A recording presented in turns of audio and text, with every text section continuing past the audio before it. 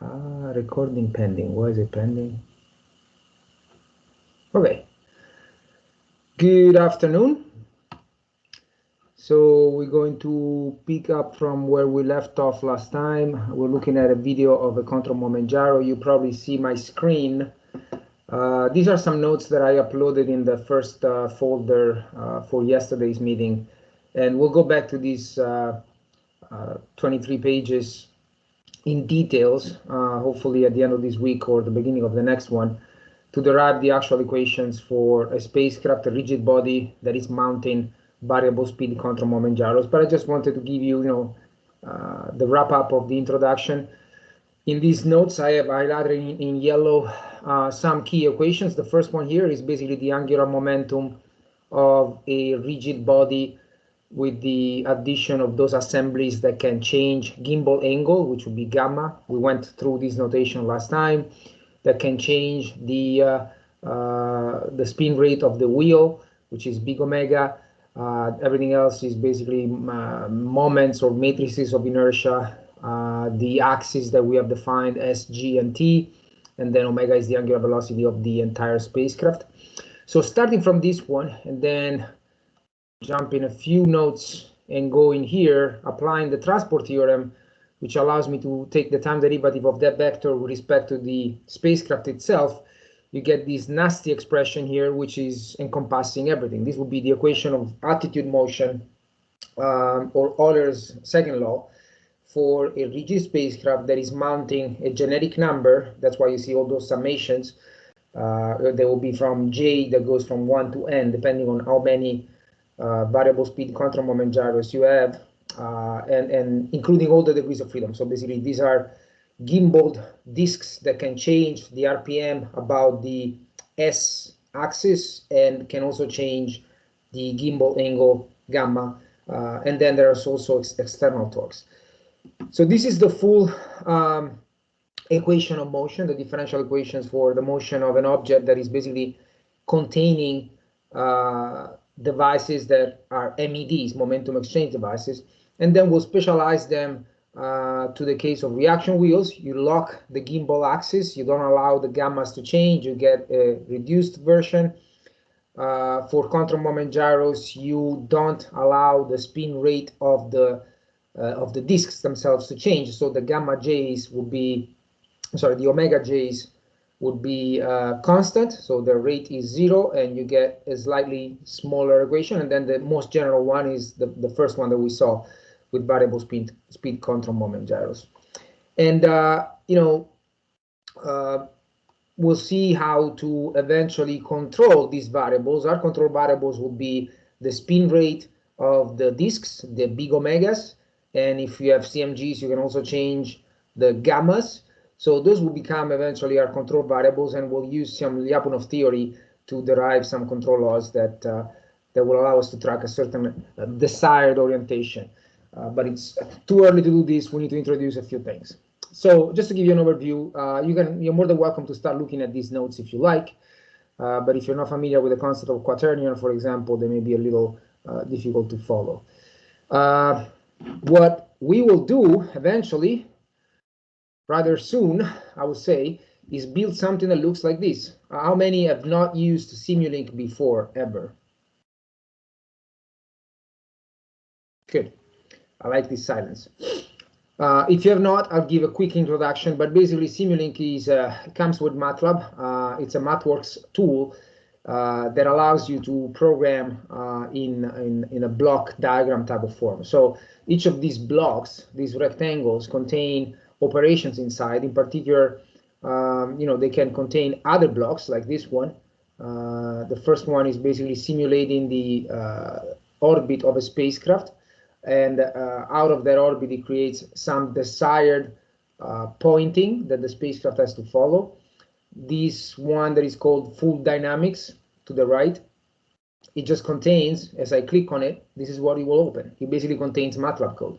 So it's nothing more than a function that takes in some inputs, as you can see here to the right, a lot of inputs, we'll see what they are, and then it generates two outputs. In this case, there are vectors. And this nasty equation here is nothing more than the one I just showed you, the most complete one with variable speed control moment gyros, solved for the omega dots, the angular acceleration of the spacecraft. But that's the same equation. And so, that's one way to use blocks in Simulink. This will simulate the dynamics of the spacecraft with variable speed control moment gyros, and this other block instead implements the there's three in this simulation assemblies, three momentum exchange devices, and it simulates how they are moving. So as you can see, outputs of each of these blocks are the gimbal axis vector, the S vector, the T vector, again, those three that we seen yesterday, and then a rotation matrix between the assembly basis and the spacecraft basis. Well, we'll get there. I'm not running this simulation, this Simulink model, because it will be pointless for us to do so now. So I'm going to close that.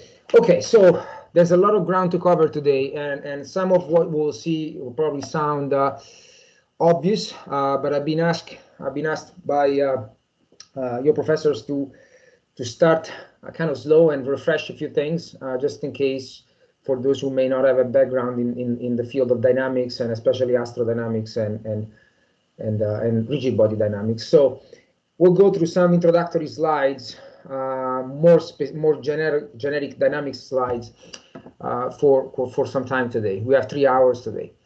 So everything that we're doing has to do with mechanics of physical objects, kinematics and kinetics. The kinematics component is where we basically deal with computing velocities, angular accelerations, angular velocities.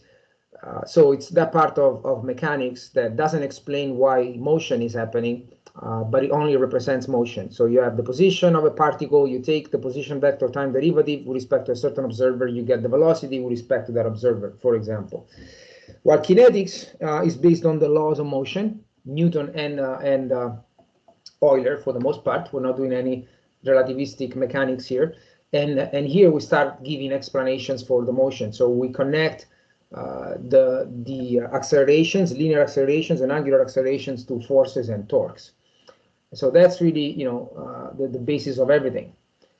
You need to know, of course, what scalars are. You need to know what vectors are. Vectors are quantities that have magnitude and direction in three-dimensional Euclidean space, and they are completely reference frame and coordinate system independent.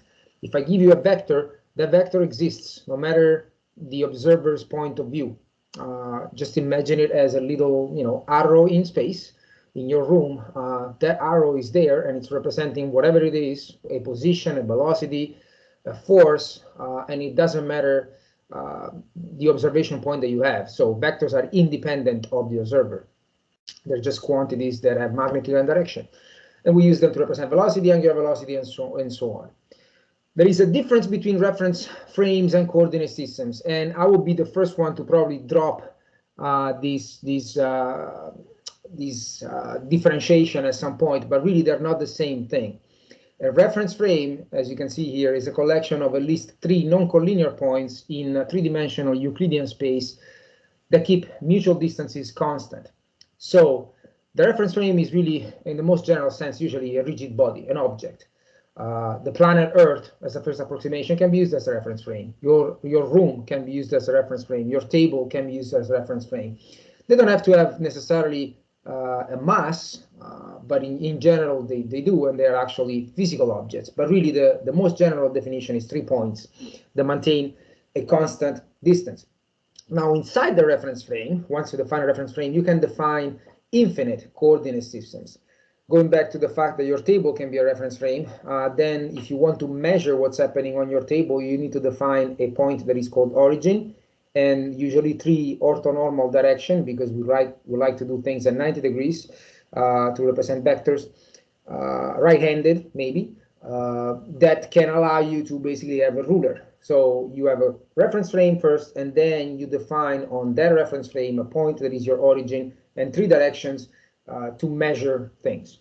This should be pretty obvious, but there is a substantial difference, because you can have infinite coordinate system inside the reference frame, in your room, you can pick any corner or any point as your origin and any directions really as your X, Y, and Z, but you cannot do the vice versa. You can't have infinite reference frames associated with a coordinate system. Operations with vector, I really hope that you do know these as well. Again, stop me if any of this material is completely nonsense or new to you. You need to be able to add vectors straightforwardly. You need to be able to compute a scalar product and a vector product, which can be done with the right-hand rule or using projections in a basis and using the matrix representation, like I'm showing in this first equation here, where you put the basis unit vectors as the first row of the matrix, and then the projections of vector A and B as the second and third row of the matrix, and then you compute the determinant of this matrix, and that gives you the vector A cross B projected in Ix, Iy, Iz. Or another representation is the skew symmetric matrix representation, where you write A cross B as A superscript xb, where ax is nothing more than this matrix. A skew symmetric matrix does nothing more than just writing the cross product in a different form, nothing special, but the result of course is the same. And now this is really, I insist in my dynamics class, is that this is really the best thing that ever happened to engineers, the transport theorem. It allows you to compute the time derivative of a vector with respect to an observer that is actually not able to measure it. So imagine that you're observer A, and you're able to, sorry about the too many A's in this expression, but you're able to take the time derivative of a vector that is also called A, because you're able to measure it. What about B? B doesn't have the luxury, and we are full of cases where we can't do that. But maybe we know how the observer B is moving with respect to A, and that would be that angular velocity of A with respect to B. Well, the transport theorem allows you to start from the rate of change of the vector seen by a certain observer A and obtain what B would see by having dA dt with respect to A plus the cross product of the angular velocity of A with respect to B and the vector A itself. This is very powerful because there's plenty of problems and examples in real life where you can express the vector A in a certain basis, and you can quickly find its dA dt with respect to that basis that is attached to reference frame A, but then you want it with respect to B, and as long as you know how B is rotating basically with respect to A, you can also compute the rate of change to the left-hand side of this equality. Now, the one thing that I also want to stress out is that the angular velocity vector is not ever a vector that you can obtain as the time derivative of another one. We are used to, of course, calling velocity, linear velocity, as the time derivative of a certain position vector with respect to some observer, so dr dt, for example, and that's the velocity. Well, you will never be able to define a vector so that its rate of change will be omega. Omega is not a velocity. We call it angular velocity for convenience, but it's really not a velocity in that sense. And so, hence this second sentence, there is no vector whose derivative will ever give you the angular velocity. The first definition that you find of angular velocity is the following. If you call C the direction cosine matrix that represents how a basis A is projected with respect to a basis B, then the product C dot times C transpose is giving you this skew symmetric matrix, and I'm going to call the components of it omega 1, 2, and 3 of A with respect to B. So this is really the definition of angular velocity. At some point, someone decided, observed that given the properties of a direction cosine matrix, that you obtain C dot C transpose as a skew symmetric matrix, and so you can just define 3 components in it, and the other ones will just be the different sign and symmetric, and we call those 3 components the angular velocity. There's nothing more to know about angular velocity, really. How many do not know what a DCM is? A direction cosine matrix. I never heard. Okay, good. So let's start using my overhead camera here and see if I can switch switch camera. How about that? But then I have to remove my background. Oh my goodness. Sorry guys. Device setting. Oh, that's interesting. How do I remove that? Now you only see my background because I'm not in the image anymore. Apply background effects. Nothing. Okay. So you should be able to see my piece of paper here. So this is the idea. You have a basis. Let's see, here we have A and B, okay? So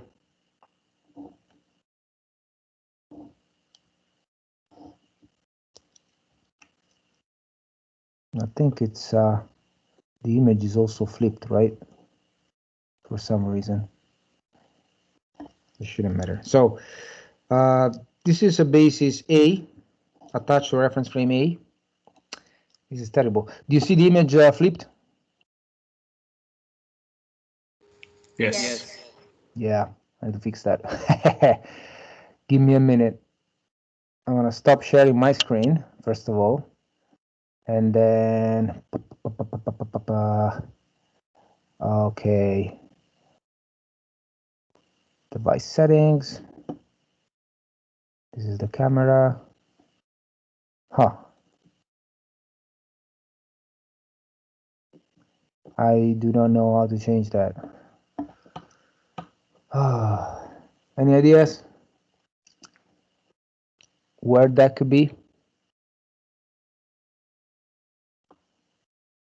Total silence. Let me see if I can actually.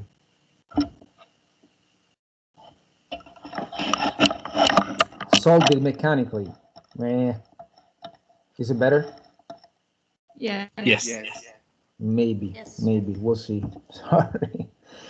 Okay, so let's say that I'm gonna call these I X A unit vector, I Y A unit vector, I Z A unit vector. I hope this is making some sense. And then I have another object and another coordinate system attached to it, which is the one I'm calling B there, right? So this could be, again, A, imagine this as, maybe this is your room, okay? This is, you decided that a corner of your room is the origin of this, A is the room, and the corner of the room is the origin for A, and then you decide 3 directions are the coordinate axis, and then B is some other object that is moving in the room, and so it has its own origin, OB. You pick a point on that object and you call it origin, and then you have I, X, B, I, Y, B. These are all unit vectors, okay? And I, Z, B. So for example, each of these unit vectors, you can express them into the other basis. For example, I, X, B is going to be a little bit ugly here, but it would be some I, let's call it XB1, IXA plus IXB2, IYA plus IXB3, IZA. Okay, so these are still the unit vectors, okay, of the original coordinate system A, and these are scalars. These are the projections. All right.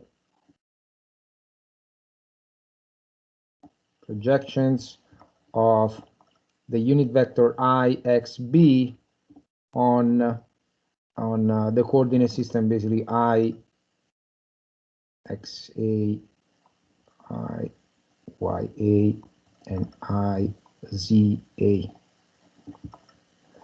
And so you can repeat the same for for each of the unit vectors associated with B.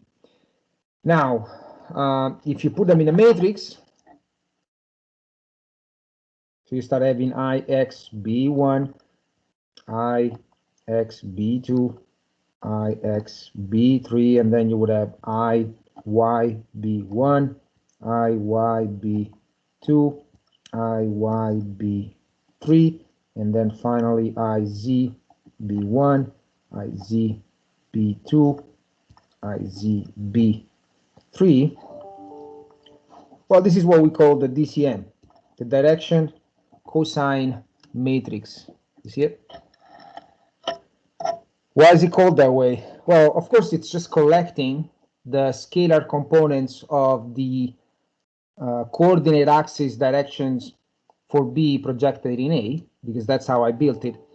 And really what this does, it expresses the orientation. It expresses orientation.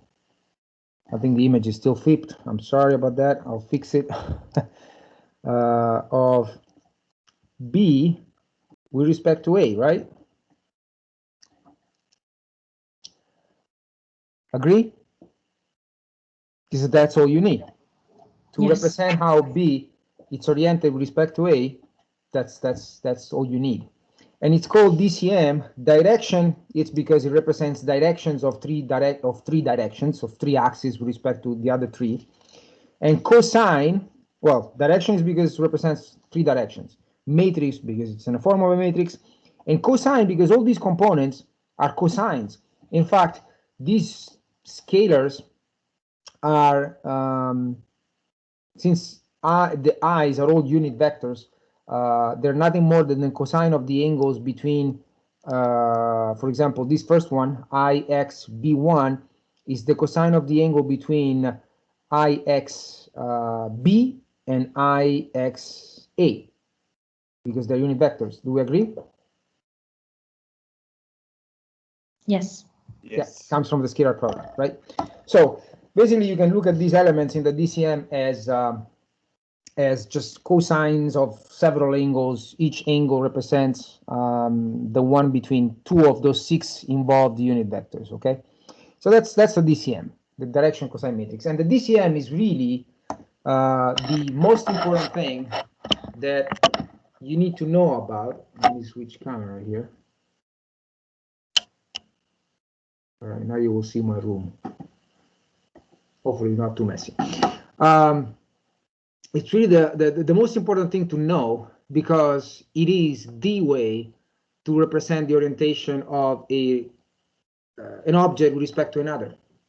We will see different ways, more efficient ways than a 9-component vector matrix, but this is really the way to represent orientation. And so, it doesn't have any issues, singularities. It always works because it's just the projections of vectors on other vectors. And so without proving this, without getting to how we define this expression, this is how angular velocity is actually given. It's the rate of change of the DCM that multiplies its transpose. And that's the angular velocity definition. Nothing more than that. It's not the rate of change of angles. I've seen a lot of people defining, students usually tend to say angular velocity is some theta dot that multiplies a unit vector. Well, that's a special case when you have a rotation about one axis, but in general, it's absolutely not true. Okay, moving on. What are the properties here? I really should not do any more than looking at my screen here, and I'm sorry. Yeah, I'm just going to switch camera because I need it. So, what are the properties of the DCM and the angular velocity? Well, one is that the chain rule applies. And I say board there, but board would be my piece of paper. So, if I have different bases different objects, so more than two. I have A, then I have B,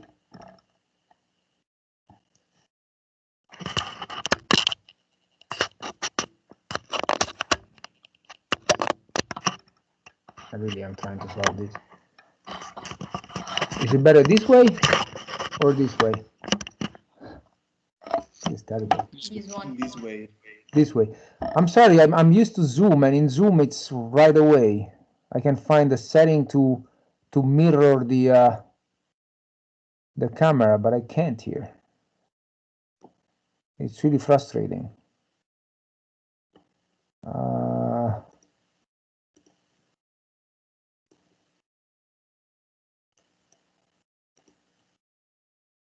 Okay, well, I guess we'll continue this way for now.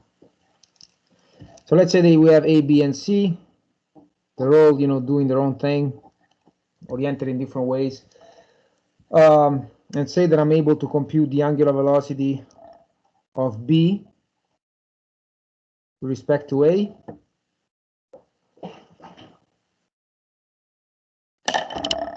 This is supposed to be B. Okay. So from now on, I'm going to call B, I'm sorry, the reference frame in which kind of I am sitting A, I will put it on the left-hand side of the vector, and B is the one that I'm looking at. So B with respect to A, and then say that I have the angular velocity of C with respect to B. Well, the chain rule is telling me, and this applies for any number of reference frames, that if I want the angular velocity of C with respect to A, I can just add them. BA plus angular velocity of C with respect to B. So you go from C to B, in a way to remember that C to B and then B to A, it's going from C to A. Okay, that's the chain rule. The angular acceleration, the alpha of, say, C with respect to A, is the angular velocity of, the rate of change of the angular velocity of C with respect to A. And usually, when you take derivatives of vectors, you must, up here, put something, right? What it is that you put is you put the observer, because taking time derivatives of scalars is independent of who does it. So if I take the time derivative of temperature that I measure with a thermometer here, or you guys do it over there, you're going to see the same thing. It doesn't matter who is the observer and how it's moving. But if you start taking time derivatives of vectors, it's a different story. The velocity of, it's pretty obvious, right? The velocity of a car, if you're sitting on the side of the road, is whatever you measure by sitting still. If I am in another vehicle moving at the same speed or similar, I measure completely different vectors. So the rate of change of vectors depends on the observer. Well, in the case of the angular velocity, it can be proven that when you take its time derivative, it's independent of the observer, and that's called the angular acceleration. So that's another property that we need to remember. And then, what I said before, DCM is the way, that's why I have in capital letters, to represent orientations. But it is ugly. It is absolutely ugly, so I'm back at the slides now.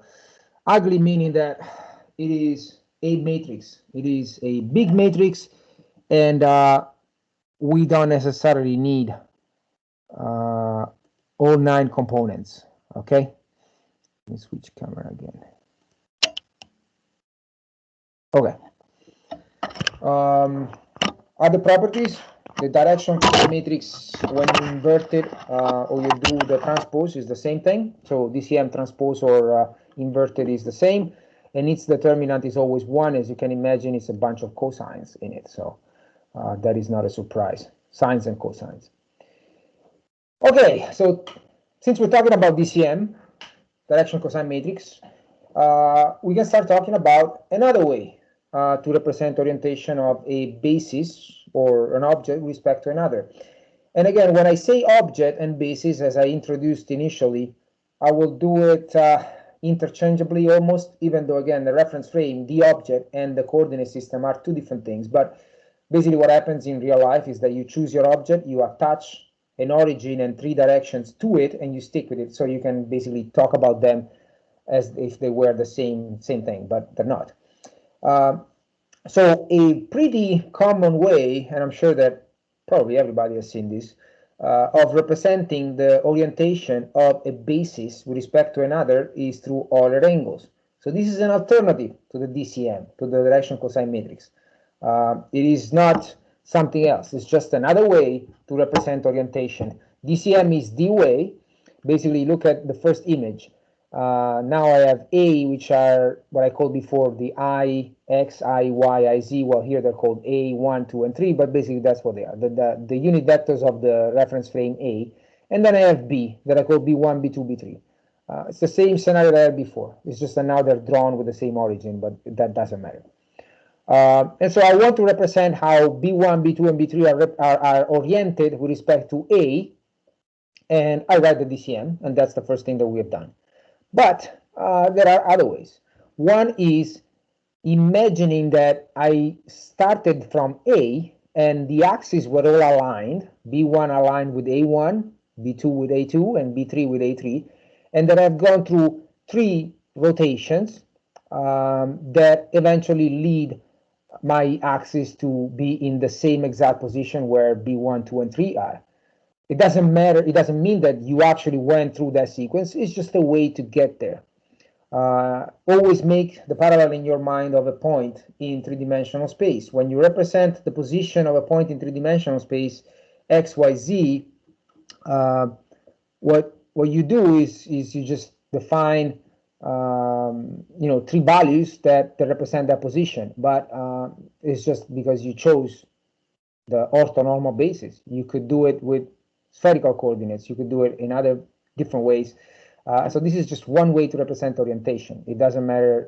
It doesn't mean that you got there with this sequence. But basically, the one potential sequence for Euler angles called 3 to 1 is you start from the axis all aligned and you rotate through an angle psi about the A3 axis, and you create intermediate A1 prime and A2 prime axis. So this it's the first image after the equal here. And that's the first rotation, and it's called the rotation 3 because it's about a axis with the subscript 3. Now you've created this intermediate axis with the subscript 1 and 2. So it's a 3, 2, 1 sequence. So now you rotate about the axis that is called A2 prime through an angle theta, and you're going to move A3 prime into A3 second, A1 prime into A2 second, and A2 second and A2 prime remain the same. And then finally, the last rotation, since has the number 1, is about whatever is your intermediate axis, which is actually the final one with the subscript 1. And so you rotate about this A1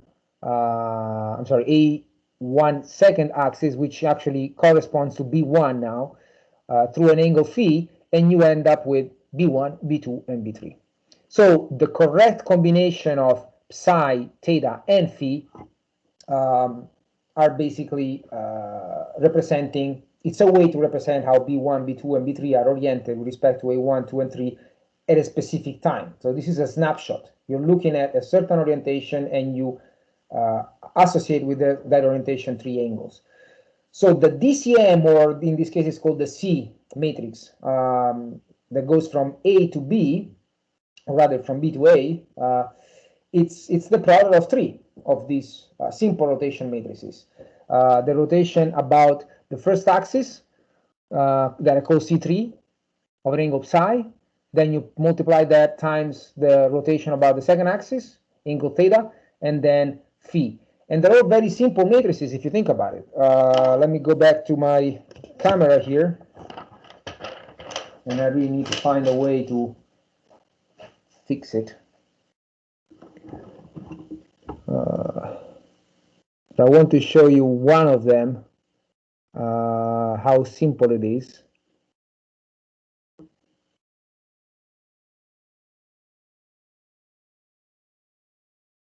Okay, now I switch it off. Great. All right. So think about that first rotation.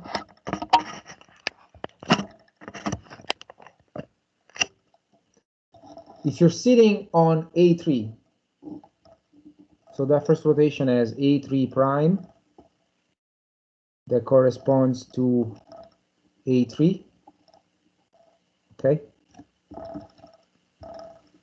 Oh, either the head or the underline for a vector. And then you have this A1, A2. You rotate about this axis. That angle is called psi, and I obtain A1 prime, A2 prime, and this angle is also psi, of course, psi. So the C3, that matrix that you see there that I call C3, is the one between these two basis systems.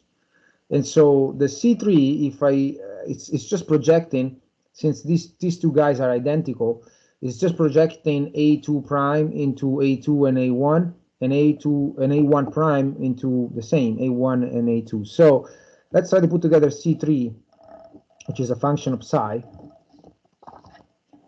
Can you guys help me? What would go in here?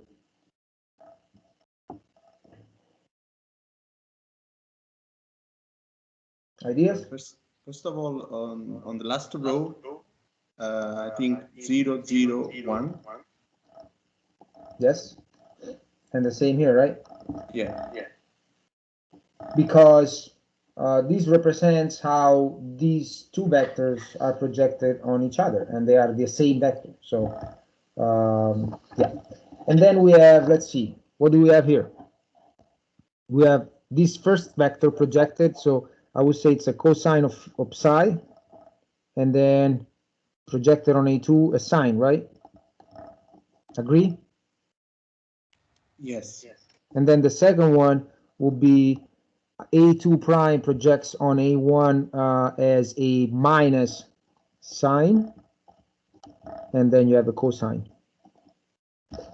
And so you get a pretty simple rotation matrix. And if you take this matrix and you multiply it, you basically obtain, if you multiply this matrix times the vector, if you multiply times this A1,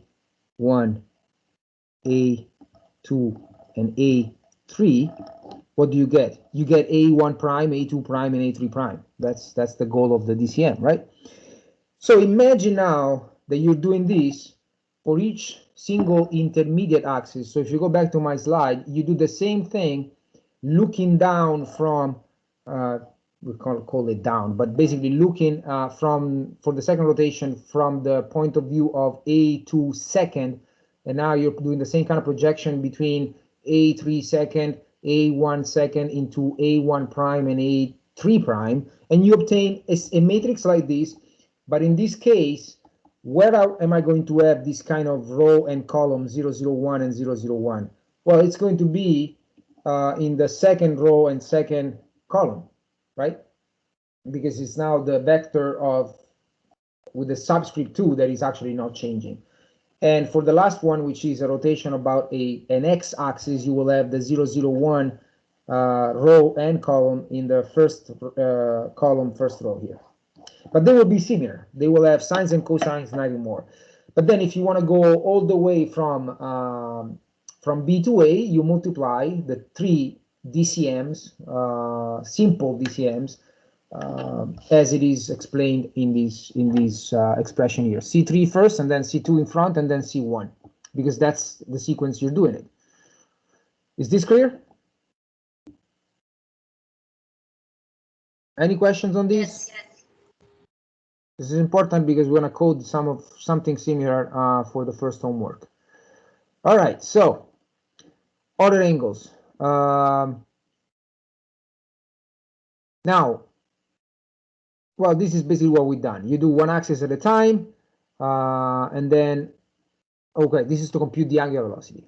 How do you do that? When you represent the orientation with other angles. Well, if I want to represent the angular velocity, and I do it with intermediate steps like I've done it before, what would be basically, what do I call that? Let's call it the angular velocity of the basis. Look at the first image. I call everything with prime, so let's just call it A prime with respect to A. Well, if you take the DCM that I gave you before, the C3 matrix psi, and you basically go through the pain of computing C dot and then its transpose and multiply them, and you get a certain matrix, and you look at the different components, okay? So I'll give that to you as a small exercise. So if you go through this, which is the definition of angular velocity, and you extract these three guys here, you will basically see that there's only one really that is non-zero, and the final result is going to be a vector. Again, do it as an exercise, which is, and I'm sure you can tell me right away what it is. What is the angular velocity when I go through a single axis rotation? Is nothing more than psi dot A3 or A3 prime. It doesn't matter. They are the same vector, okay? Agree? That's pretty intuitive, right? You're just rotating about one axis. There's only one angle that you care about. That would be the angular velocity of that intermediate coordinate system that is called A1, 2, 3 with the prime with respect to the original one. And then you go to the next one, you will have the angular velocity of the system of axes that have the second superscript with respect to A prime now. And you do what? Well, same kind of exercise. You will see that the angular velocity now is a theta dot that multiplies the A2 second, correct? I promise for next time, and we'll take a break in a few minutes. I'll try to fix this camera issue here. It's really frustrating. And then the last one is the what? Is the angular velocity. Well, the last system of coordinates is actually the B of B with respect to this second basis, and that will be phi dot that multiplies, well, you can just call it B1 if you like. And now, what do I do with these three independent angular velocities? How do I get the angular velocity of B with respect to A? Any ideas? Using chain rule. Chain rule. So the angular velocity of B with respect to A, you add them all together. Psi dot A3 prime plus theta dot A2 second plus the last one, which was phi dot B1. Now you may be arguing right now, well, this is not very useful because these axes belong to different coordinate systems, and that's absolutely true. But you have the DCMs, so you can actually transform, for example, A3 prime and A2 second into B1, 2, and 3 through the appropriate DCMs. You have three rotation matrices, use them correctly, and you will express this vector in the basis, which is the B, for example, the body one. It's your object that you're observing moving in your room. Your room is A1, 2, and 3. The object is B1, 2, and 3. Or you can express everything into the A basis, the basis of your room. It's up to you. But this is the starting point for the angular velocity with all angles, in particular in this sequence 3 to 1, that you can use to compute the angular velocity. And then you can transform the unit vectors in the appropriate same basis. And I'll tell you right away that usually is the B1. In a spacecraft, we have the gyroscopes, as we've seen. They are devices that are mounted, attached to B1, 2, and 3, obviously. They're part of the spacecraft. And they measure the angular velocity components in the body axis. So they will give you this vector after you transform A3 prime and A2 prime in B1, B2, B3. So there will be a bunch of sines and cosines of all those three ordered angles in here to make this vector look like the projection in B1, 2, and 3. And we're going to look at that in a second. Okay, is this clear? So that's how you get to build the angular velocity. And that's exactly what we've done. One axis at a time, then you add all the intermediate angular velocities thanks to the chain rule and transform the intermediate axis into the same coordinate system, whatever it is that you need. Second comment on this slide is all possible combinations are given in some images that I'm sharing from you from the Markley's textbook. Because as you can imagine, this is not the only sequence. 3, 2, 1 is 1, but I could do 1, 2, 3. I could have started from A1, 2, and 3, and the first rotation I do it about the A1 axis, and then the second about the intermediate A2 prime axis, and so on and so forth. And so as you start permutating these three numbers, 1, 2, and 3, and you can also have the symmetric, so you can have a 3, 2, 3 rotation, you actually have 12 possible sequences of ordered angles and the corresponding expressions for the angular velocities. And I'm going to share with you, they are actually in the folder, you have it, what they look like. Let me see.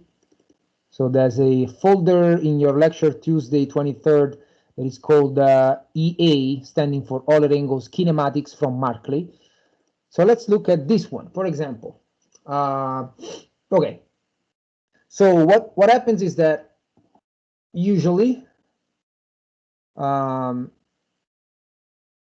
this is what basically you would get. You would get an expression of the omega, which is a function of the time derivatives of the three angles, okay? And that's exactly what I computed. If you look at my overhead camera here, this omega, forget about the axes that they are mixed, A3 prime, A2 second, B1, forget about those. But it is a function of the three angles, psi, theta, and phi. So here, the book is showing you a genetic expression where you have gone through the exercise of projecting all these intermediate axes into the B1, B2, B3, so basically in the body coordinate system. And so it's a matter of finding this B to the -1, anyway, a matrix that multiplies these three time derivatives. And there are 12 possible combinations, and they are all in those images. Okay, so let me see. First of all, let's look at this. Okay, this one. Okay. This image shows the 12 possible sequences of ordered angles, and you see that these matrices that are usually multiplied times 1 divide cosine or things of that nature, they are the matrices that go in front of that vector of time derivatives of the angles right here. So this equation B2, you have the vector phi theta psi. What goes in front of it depends on the sequence of ordered angles that you've chosen. And so if you have the 3, 2, 1 sequence that we just looked at, this last one here, this is what goes in front of that vector of time derivatives. And that will give you, once you multiply this matrix times that vector of time derivatives, that gives you the angular velocity vector of B with respect to A, so B1, B2, B3 with respect to A1, A2, and 3, projected into B1, B2, and B3, because a vector can be projected in infinite basis. And then you have all the other possible combinations, okay? These are, let's see, these are symmetric sets. As you can see, this is a sequence 1, 2, 1, 1, 3, 1, etc. Symmetric means that the first and last axes have the same number, and these are the asymmetric sets. And down here, they just take the inverse of that. So basically, you would use, let's see, yeah, you would use the B to the -1 expressions right here. Okay. So B is actually, so yeah, the table before is what you care about if you want to actually find omega as a function of the time derivatives. Instead, if you want the time derivatives of the angles as a function of omega, it's just inverting this expression, right? And so what happens then? Well, this happens, that you're looking at table B3. And you see, if I have a device on board my spacecraft, which is usually what happens, a gyroscope that measures the omega components. So my device, I'm going back here, my physical device measures this vector omega. That's what fiber optic gyros, for example, do on your spacecraft. And this expression allows you to compute the corresponding time derivatives of the Euler angle sequence that you've chosen. And why do you care? Well, again, do the parallel in your mind of a particle in space, x, y, z. In order to integrate numerically where it's going, you usually have the velocity expression and you integrate that with the initial condition and you can reconstruct the trajectory. Well, the same story here. You want to have an expression for the time derivatives of your coordinates, in this case, the Euler angles, so that you can integrate those in time. And so basically you need a theta dot, phi dot, psi dot, some expression to integrate them numerically. So you want expression B1. And you are measuring omega with some physical device, and you have some initial conditions for the angles, and you can integrate. But look at this, all these B expressions, no matter which one you use, have in front of them a divide by either a cosine or a sine function of the second angle, and that's a problem, because if the second angle for the asymmetric sets reach the value of 90 degrees, you have a divide by 0. If the second angle for the sequences that are symmetric reaches a 0 value, you have a divide by 0. So that's where, you know, all the angles start breaking apart. We have what is called the singularity. On top of being, you know, a mathematical impossibility, I mean, MATLAB will never realize that you have a divide by 0 because of approximations and rounding numbers. So we'll probably just keep going through this 90 degrees second rotation or 0 degrees second rotation for the symmetric set without problems. But the issue is that the Euler angle sequence that you have doesn't have any meaning. That's why it's called the singularity. You are representing the same orientation with infinite values. And let me go back to the image here that we had. This is very important. In this sequence 3 to 1, imagine that you rotated about this first A3 axis of a certain value. It doesn't matter what it is. Say that it's 10 degrees psi, okay? Then you rotate about the A2 prime axis, and now I rotate that 90 degrees. What is going to happen? Do you see it? What the issue is? That your A1 prime vector, the intermediate A1 prime vector, if you rotate 90 degrees, is sitting in the plane A1, A2, right? It's going to go exactly down and anti-parallel to the original A3. Do we see that? So that means that now your let's see, what is it called here? Your A1 second, or B1 basically, it's actually not looking like this, which is a generic representation. It's actually just straight down parallel to A3. And so your final rotation, which is about that axis, phi, is basically about the A3 axis. So your final rotation is about the same axis of your initial rotation. And that's a problem. Because if you can imagine what happens if you're, you know, any difference between psi and phi that gives you the same number is representing the same orientation. Because if I rotate 10 degrees psi and then 10 degrees phi, they cancel each other. If I do 20 and 20, they cancel each other. But it's not a good representation anymore. I end up with the same physical orientation of my B1, 2, and 3 axis that can be represented by an infinite combinations of the first and last Euler angles.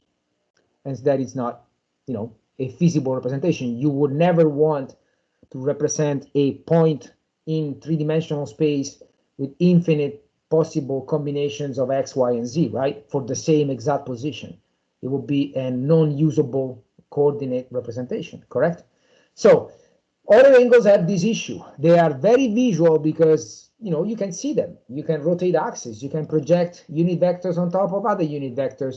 And you have all these, you know, these expressions that I showed you in your images. but they have singularity. And so we'll see that in the spacecraft world, we kind of use them for visualization purposes, but we use something else called quaternions.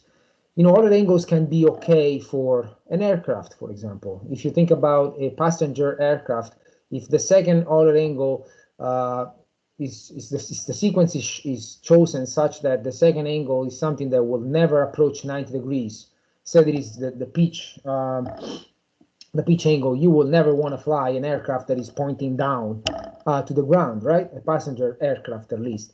So for many applications, the ordered angle sequence of your choice may be just fine because you know that you never encounter a singularity on the second rotation. For this case, 90 degrees. If you know that you're staying away, that's probably okay. Another trick, if you want, is as you're running your simulation or you're running your experiment and your second order angle approaches a forbidden value, in this case 90 degrees, then you switch representation. From a 3-2-1 sequence, you go to a 1-2-1 sequence where the second angle can actually be 90. It shouldn't be 0. You can do that. It's just changing coordinates while you're flying, basically. It's just you looking at a point in space and going from an X, Y, Z representation to a spherical coordinate representation, which is just perfectly fine. You can do that as long as you know how to transform coordinates, but that's less than ideal, of course.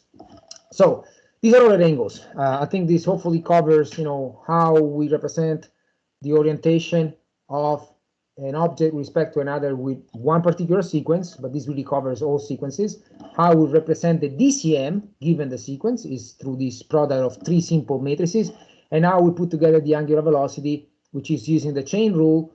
And again, you can do it by hands every time, but really the textbook that I share with you, those images give you the possible combinations. Okay. Also keep in mind that finite rotations do not commute, which is important. Just look at that block there. If you rotate with a sequence 1-2 and a sequence 2-1, and you do it with axis 1 rotating 90 degrees and 2 90 degrees, you see that you end up in completely different configurations. So you cannot really commute rotations. And then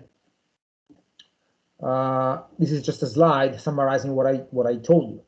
If, for example, with a 3-2-1 ordered angle rotation, you go at 90 degrees with the second axis, this is exactly how the DCM is going to look like. You can go through the exercise of putting together the DCM. By the way, you have it actually in your images that I shared with you. So go through the DCM for the 3-2-1 sequence and plug in theta 90 degrees. This is what you get. You get a bunch of sines and cosines of the differences between psi and phi. And so as long as I keep this difference being the same, so the argument of these cosinusoidal and sinusoidal functions is the same, and you can do that with different infinite combinations, you get the same DCM. And that's a terrible thing to obtain because you are using infinite types of infinite combinations of the 3-2-1 sequence, and you get the same orientation, and that's absolutely not acceptable. Okay. So definitely not something we want, but it is important to understand that that's a very useful representation. So from DCM, we are already down to 3 values. If you think about it, what I've done here, I've gone from the direction cosine matrix, which was a matrix of 9 components, to only 3 angles. And that's just another way to represent the DCM. So it's definitely, has some advantages. It's visual. It's only 3. We can write omega as a function of them, but, there are some limitations. This is again the bad and nice things about ordered angles. I think we covered all those. So what do we do as an alternative? We use a different representation, and we'll be sticking to that for this class. A 4-component representation called quaternions. And I think we can take a short break, if you don't mind. I'll try to also solve the camera issue. Maybe a 5-minute break. Any questions?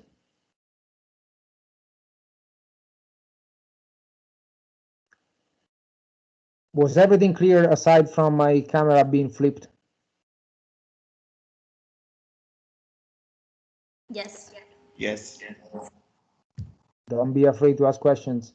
Okay, I'll see you back here at, well, it's 10 a.m. for me. It's 3 p.m. Right? For you? Yes. Yes. 3:05? Okay. I'll stop recording and I'll try to play with my camera here.